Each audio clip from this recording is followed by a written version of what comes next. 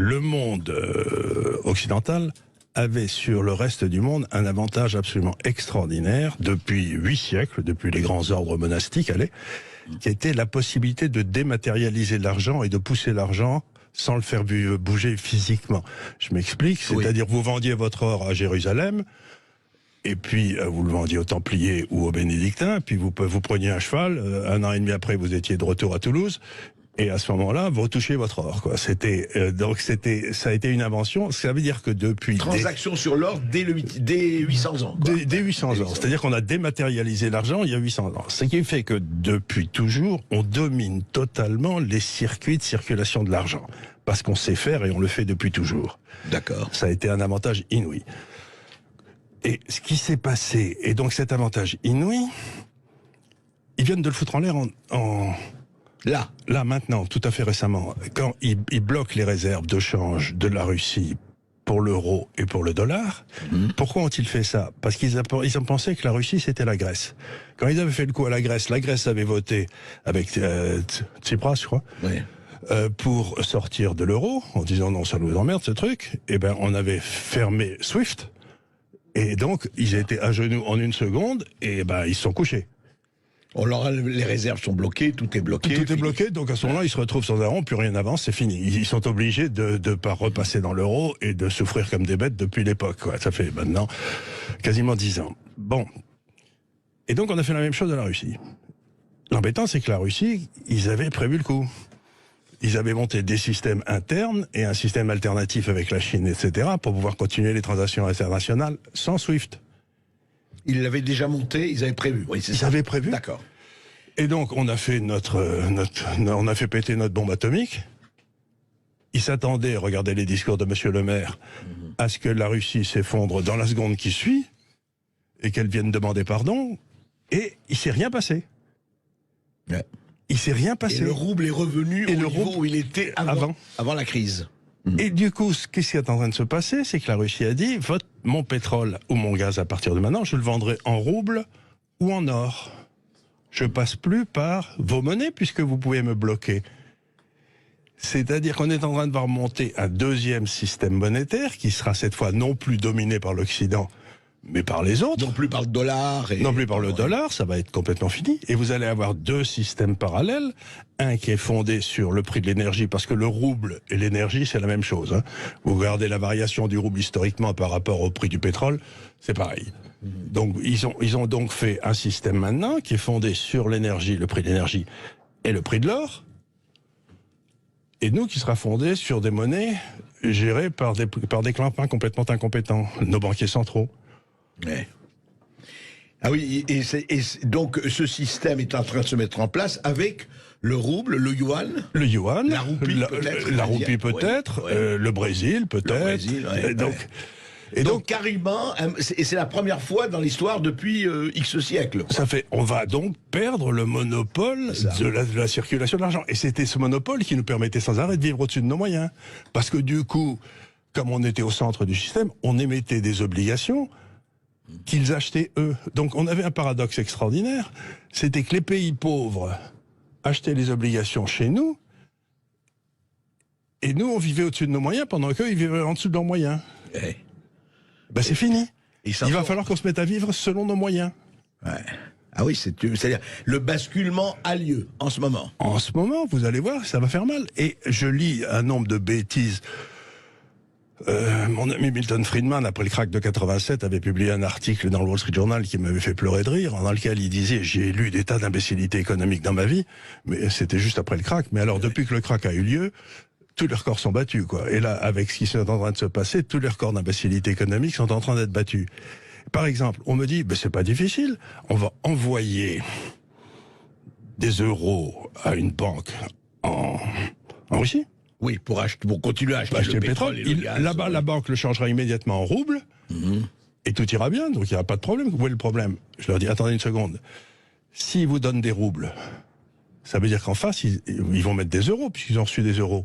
Ouais. Ils seront crédités d'euros. Ils seront débités en roubles, mais ils seront crédités en euros, non? Et oui. Et qu'est-ce qu'ils vont en faire de ces euros, puisqu'ils sont bloqués? Ah oui, vous voulez dire que... Puisqu'on les a bloqués. Ouais. Donc, c'est une imbécilité votre truc. Ils vont jamais accepter ça. Donc la seule façon de payer, ça va être de donner de l'or. C'est ça. Puisque vous voulez donner des euros, on va dire on donne de l'or et voilà. Ben oui, mais l'or, à ce moment-là, ça veut dire que tout l'or qu'on a dans les caisses de nos banques centrales, en 2 ans, il est siphonné. Alors les conséquences de ça, c'est ça, c'est que on a 2 blocs monétaires qui vont apparaître. Oui. Un avec des monnaies sérieuses, dont la quantité sera déterminée par la quantité d'or ou d'énergie que vous avez dans le pays. Et là-bas, ça va être l'or, alors. Ben, ça va être l'or. Oui. Et de l'autre côté, on a des inflationnistes qui veulent continuer à ne pas payer leurs dettes. Enfin, le dollar ne va pas disparaître comme ça ou fondre. Il va pas disparaître, bien sûr que non. Mais ce qu'on a fait aussi, c'est que le deuxième avantage comparatif qu'on avait sur tous les autres pays, c'est qu'on avait ce qu'on appelle en anglais le rule of law. Vous savez, le système. La règle du droit. La règle du droit. La règle du droit, oui. Bon, ben alors, on se dit, et même pendant la Deuxième Guerre mondiale, les Allemands continuaient à aller tout le temps à la BRI pour discuter avec les Américains, les Anglais, etc. Là, ce qu'on a compris, c'est donc la règle du droit s'appliquait à tout le monde, pour leurs biens, etc. Et puis on vient d'apprendre que, sauf si vous étiez russe, à ce moment-là, on vous pique tout.